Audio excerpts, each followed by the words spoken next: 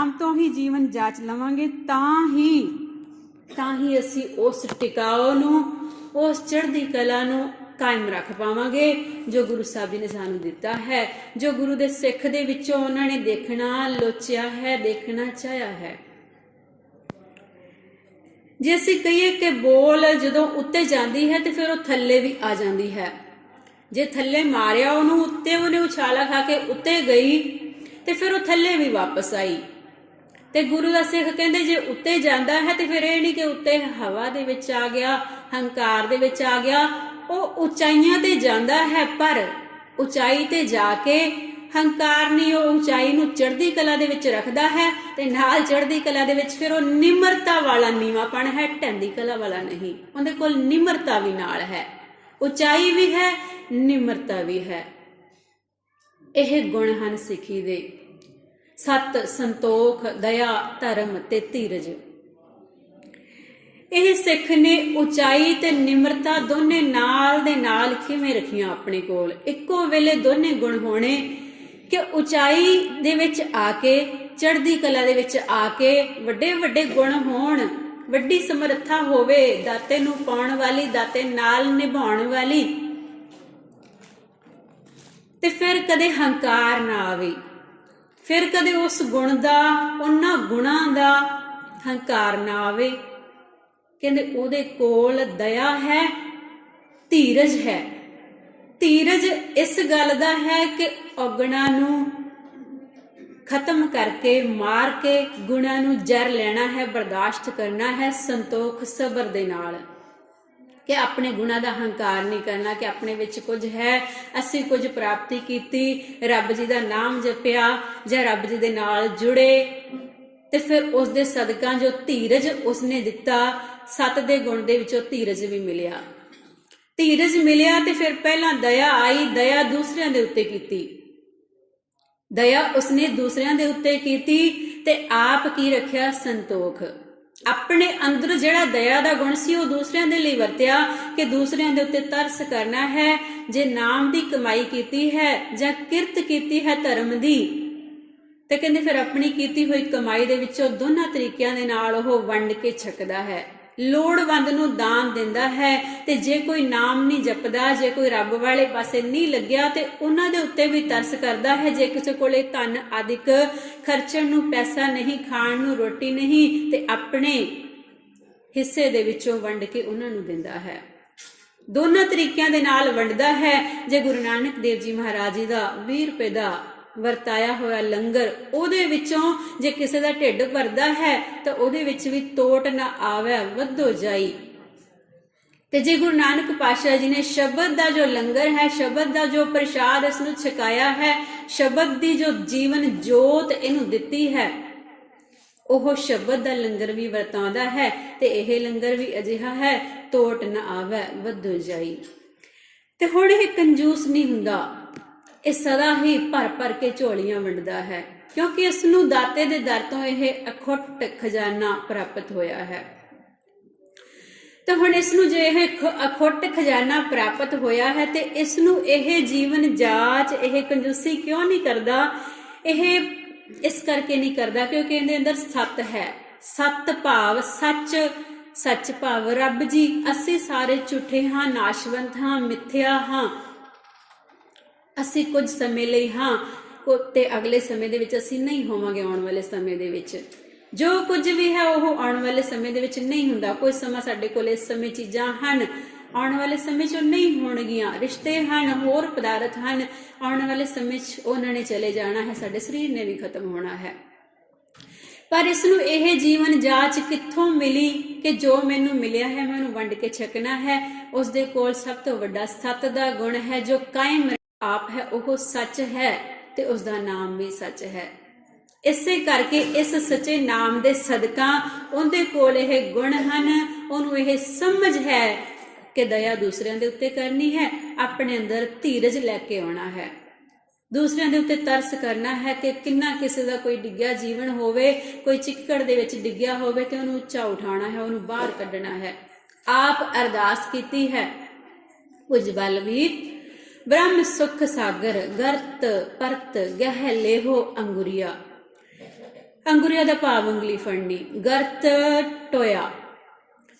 ਭੁਜ ਬਲਬੀਰ ਭਾਰੀ ਭੁਜਾਵਾਂ ਵਾਲੇ, ਬਲਬੀਰ ਬੜੇ ਬਲ ਵਾਲੇ ਵੀਰ, ਯੋਧੇ ਸੂਰਮੇ ਸਤਿਗੁਰੂ ਜੀ ਕਿਰਪਾ ਕਰੋ। ਬ੍ਰਹਮ ਸੁਖ ਸਾਗਰ, ਹੇ ਪਾਰ ਬ੍ਰਹਮ ਜੀਓ, ਸੁੱਖਾਂ ਦੇ ਸਾਗਰ ਦਾਤਾ ਜੀਓ, ਤੁਸੀਂ ਸਾਗਰ ਅਥਾਹ ਸਮੁੰਦਰ ਹੋ ਜਿਹਦੇ ਵਿੱਚੋਂ ਸੁੱਖ ਹੀ ਸੁੱਖ ਮਿਲਦੇ ਹਨ, ਤੇ ਤੁਸੀਂ ਇਸ ਕਰਕੇ ਮੈਨੂੰ ਡਿੱਗਦੇ ਹੋਏ ਨੂੰ ਗਰਤ ਪਰਤ ਗਹਿਲੇ ਹੋ, ਮੈਨੂੰ ਪਕੜ ਲਓ। ਗਹਿ ਦਾ ਭਾਵ ਪਕੜ ਲਓ। ਅੰਗੁਰੀਆ ਮੇਰੀ ਉਂਗਲੀ ਫੜ ਲਓ, ਮੈਨੂੰ ਉਂਗਲੀ ਫੜ ਕੇ ਬਾਹਰ ਕੱਢ ਲਓ ਇਸ ਟੋਏ ਦੇ ਵਿੱਚੋਂ।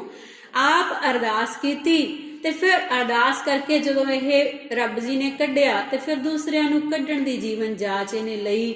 ਦੂਸਰਿਆਂ ਨੂੰ ਕੱਢਣ ਲੱਗਿਆ ਇਹ ਹੁਣ ਕੰਜੂਸੀ ਨਹੀਂ ਕਰਦਾ ਕਿ ਮੇਰੇ ਕੋਲ ਕੁਝ ਘਟ ਜਾਵੇਗਾ, ਨਹੀਂ, ਟੋਟ ਨਾ ਆਵੇ ਵੱਧੋ ਜਾਈ। ਸੋ ਇਹ ਭਲਾ ਕਰਦਾ ਹੈ ਤੇ ਭਲਾ ਸਿਰਫ ਇਹ ਨਹੀਂ ਕਹਿੰਦਾ ਕਿ ਮੈਂ ਆਪਣੇ ਪਰਿਵਾਰ ਦਾ ਭਲਾ ਕਰਨਾ ਹੈ, ਆਪਣੇ ਸਮਾਜ ਦਾ ਭਲਾ ਕਰਨਾ ਹੈ, ਆਪਣੀ ਕੌਮ ਦਾ ਭਲਾ ਕਰਨਾ ਹੈ, ਕਹਿੰਦਾ ਨਹੀਂ, ਇਹ ਸਾਰਿਆਂ ਦਾ ਹੀ ਭਲਾ ਕਰਦਾ ਹੈ, ਸਰਬਤ ਦਾ ਭਲਾ। ਸਰਬਤ ਦੇ ਭਲੇ ਦੀ ਜੀਵਨ ਜਾਚ ਗੁਰੂ ਸਾਹਿਬ ਜੀ ਸਾਨੂੰ ਸਿਖਾਉਂਦੇ ਹਨ। ਇਸੇ ਕਰਕੇ ਆਖਿਆ ਇਹ ਧਨ ਅਖੁੱਟ, ਨਾ ਨਿਖੁੱਟੈ ਨਾ ਜਾਏ, ਪੂਰਾ ਸਤਿਗੁਰ ਦੀਆ ਦਿਖਾਏ। अपने सतगुर को सद बल जाई, गुर किरपा ते हर मन वसाई। पिछले हफ्ते असी बाल शहीद दरबारा सिंह की गल की सी। उत्थे जो उस लेखक ने अपनी कविता, अपनी किताब जो सी उन्होंने आरंभ किया, ते पहला शब्द जो सी उसने, पहली पंक्ति उसने अपनी किताब दे विच आरंभ की। उसने यह गल लिखी कि जो शहीदां दा खून है, कहंदे शहीद दा खून ਕਹਿੰਦੇ ਧਰਮ ਜਾਂ ਕੌਮ ਰੂਪੀ ਦੀਵੇ ਦੇ ਵਿੱਚ ਉਹ ਖੂਨ ਤੇਲ ਦਾ ਕੰਮ ਕਰਦਾ ਹੈ।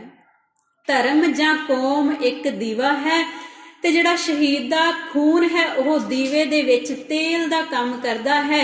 ਤੇ ਸ਼ਹੀਦ ਦਾ ਜੋ ਸਰੀਰ ਹੈ, ਕਹਿੰਦੇ ਉਸ ਦੀਵੇ ਦੇ ਵਿੱਚ ਮਾਨੋ ਬੱਤੀ ਹੈ। ਦੀਵੇ ਦੇ ਵਿੱਚ ਬੱਤੀ ਵੀ ਪਾਉਣੀ ਪੈਂਦੀ ਹੈ, ਤੇਲ ਵੀ ਪਾਉਣਾ ਪੈਂਦਾ ਹੈ, ਤੇ ਫਿਰ ਉਹ ਲਾਈਟ ਰੋਸ਼ਨੀ ਦਿੰਦਾ ਹੈ ਉਹ ਦੀਵਾ। ਤੇ ਕਹਿੰਦੇ ਉਹ ਰੋਸ਼ਨੀ ਕਿਹੜੀ ਹੈ? ਸ਼ਹੀਦ ਦੀ ਆਤਮਾ ਉਸ ਦੀਵੇ ਦੀ ਰੋਸ਼ਨੀ ਹੈ। ਇਸ ਧਰਮ ਰੂਪੀ ਦੀਵੇ ਦੇ ਵਿੱਚ ਤੇਲ, ਬੱਤੀ ਤੇ ਰੋਸ਼ਨੀ ਤਿੰਨੇ ਚੀਜ਼ਾਂ ਚਾਹੀਦੀਆਂ ਹਨ। ਜੇ ਤੇਲ ਨਹੀਂ ਹੋਵੇਗਾ, ਬੱਤੀ ਨਹੀਂ ਹੋਵੇਗੀ ਤੇ ਫਿਰ ਰੋਸ਼ਨੀ ਨਹੀਂ ਹੋ ਪਾਵੇਗੀ। ਇਸ ਕਰਕੇ ਸ਼ਹੀਦੀਆਂ ਵੀ ਜ਼ਰੂਰੀ ਹੁੰਦੀਆਂ ਹਨ। ਤੇ ਸ਼ਹੀਦੀਆਂ ਜੇ ਗੁਰੂ ਅਰਜਨ ਪਾਤਸ਼ਾਹ ਜੀ ਨੇ ਸ਼ਹੀਦੀ ਦਿੱਤੀ ਤੇ ਫਿਰ ਉਹ ਰੋਸ਼ਨੀ ਬਣ ਕੇ ਗੁਰੂ ਹਰਗੋਬਿੰਦ ਸਾਹਿਬ ਜੀ ਦੇ ਰੂਪ ਦੇ ਵਿੱਚ ਸਾਨੂੰ ਮੀਰੀ ਤੇ ਪੀਰੀ ਦੇ ਰੂਪ ਉਹ ਸਾਨੂੰ ਦਿੱਤਾ ਗੁਰੂ ਸਾਹਿਬ ਜੀ ਨੇ, ਦਾਤੇ ਨੇ, ਜਿਸ ਦਾ ਸਰੂਪ ਅੱਜ ਅਸੀਂ ਖਾਲਸੇ ਦਾ ਦੇਖਦੇ ਹਾਂ। ਤੇ ਜੇ ਅਸੀਂ ਸ਼ਹੀਦਾਂ ਦੀ ਇਹ ਪਿਰਤ ਦੀ ਗੱਲ ਕਰੀਏ ਤੇ ਫਿਰ ਗੁਰੂ ਸਾਹਿਬ ਜੀ ਨੇ ਫਿਰ ਸਾਨੂੰ ਸਬਰ ਫਿਰ ਸਿਖਾਇਆ ਕਿ ਸਬਰ ਕਰਨਾ ਹੈ। ਅਤਿਆਚਾਰ ਹੋਵੇ ਅਸੀਂ ਤਲਵਾਰ ਉਠਾਉਣੀ ਹੈ, ਉਸ ਨੂੰ ਕਿਰਪਾਨ ਦਾ ਰੂਪ ਦੇਣਾ ਹੈ। ਤੇਗ ਉਸ ਨੂੰ ਆਖਣਾ ਹੈ, ਤਲਵਾਰ ਨਹੀਂ ਉਸ ਨੂੰ ਆਖਣਾ। ਤੇਗ ਬਹਾਦਰ, ਗੁਰੂ ਤੇਗ ਬਹਾਦਰ ਸਾਹਿਬ ਜੀ ਦਾ ਨਾਮ। ਤੇਗ ਦੀ ਬਹਾਦਰੀ ਦਿਖਾਈ। ਦੋਨੋਂ ਹੀ ਅਸੀਂ ਦੇਖੀਏ ਕਿ ਗੁਰੂ ਅਰਜਨ ਪਾਤਸ਼ਾਹ ਜੀ ਸ਼ਹੀਦ ਹੋਏ ਹਨ ਤੇ ਉਹ ਗੁਰੂ ਹਰਗੋਬਿੰਦ ਸਾਹਿਬ ਜੀ ਦੇ ਪਿਤਾ ਹਨ। ਗੁਰੂ ਤੇਗ ਬਹਾਦਰ ਸਾਹਿਬ ਜੀ ਸ਼ਹੀਦ ਹੋਏ ਤੇ ਉਹ ਗੁਰੂ ਗੋਬਿੰਦ ਸਿੰਘ ਜੀ ਦੇ ਪਿਤਾ ਹਨ। ਤੇ ਗੁਰੂ ਗੋਬਿੰਦ ਸਿੰਘ ਜੀ ਦੇ ਪਿਤਾ ਗੁਰੂ ਤੇਗ ਬਹਾਦਰ ਸਾਹਿਬ ਜੀ ਤੇ ਗੁਰੂ ਤੇਗ ਬਹਾਦਰ ਸਾਹਿਬ ਜੀ ਦੇ ਪਿਤਾ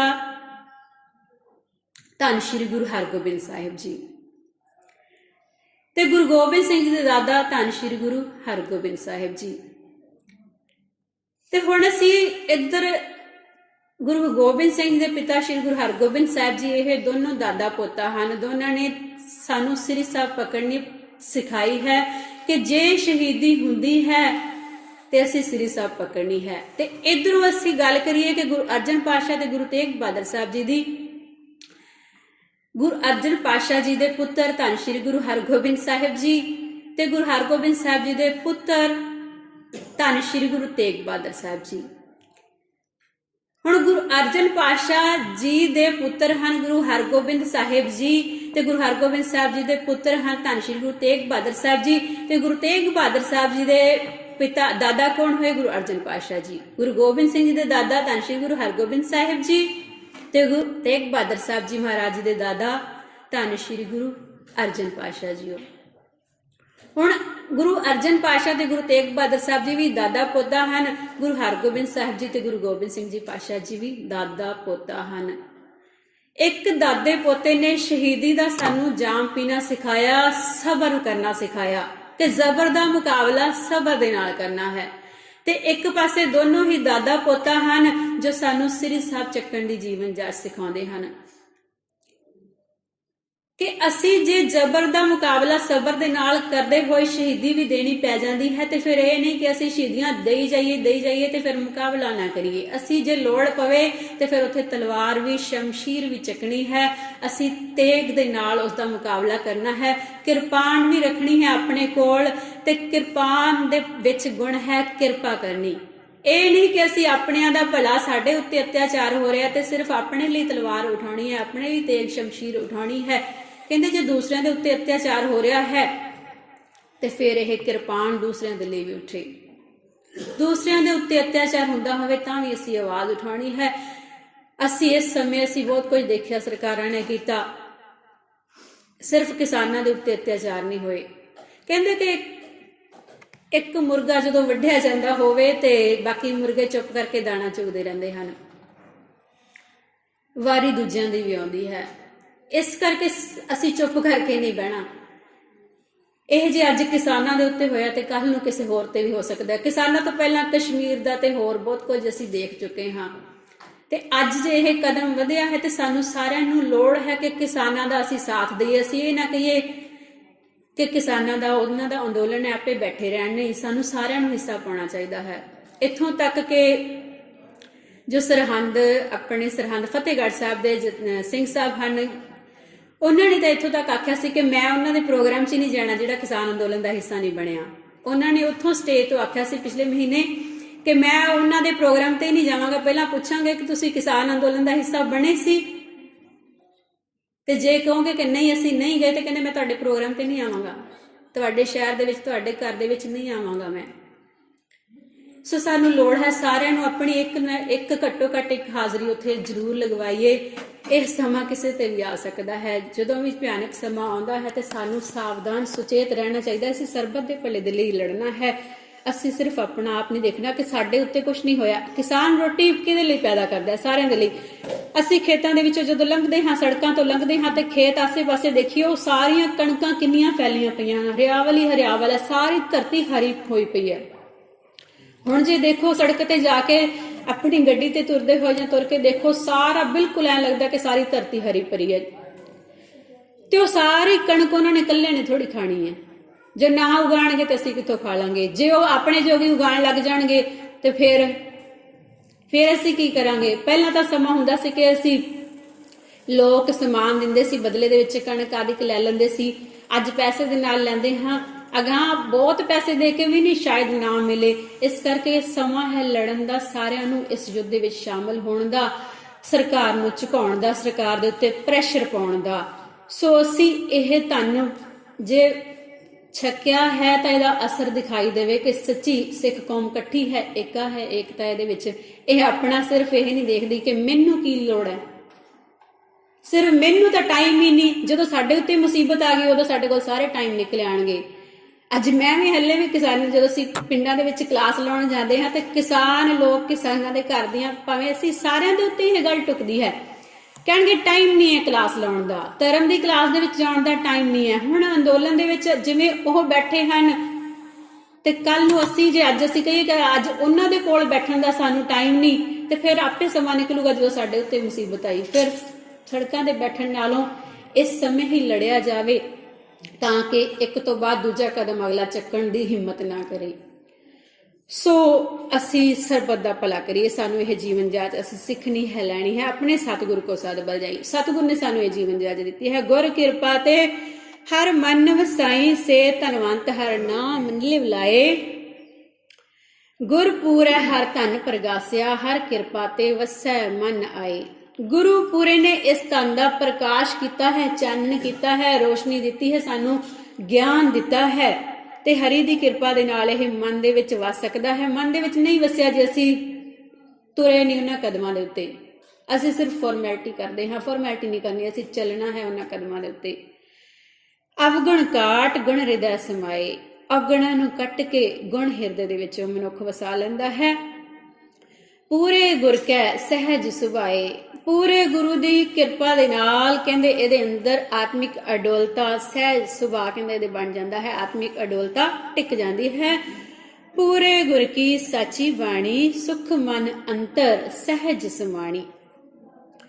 ਪੂਰੇ ਗੁਰੂ ਦੀ ਜਿਹੜੀ ਬਾਣੀ ਹੈ, ਸਿਫਤ ਸਲਾਹ ਦੀ ਬਾਣੀ, ਕਹਿੰਦੇ ਉਹ ਸੱਚੀ ਹੈ ਤੇ ਇਹ ਸੁਖ ਮਨ ਦੇ ਅੰਦਰ ਸੁਖ ਕਰ ਦਿੰਦੀ ਹੈ ਤੇ ਸਹਿਜ ਅਵਸਥਾ ਬਣਾ ਦਿੰਦੀ ਹੈ।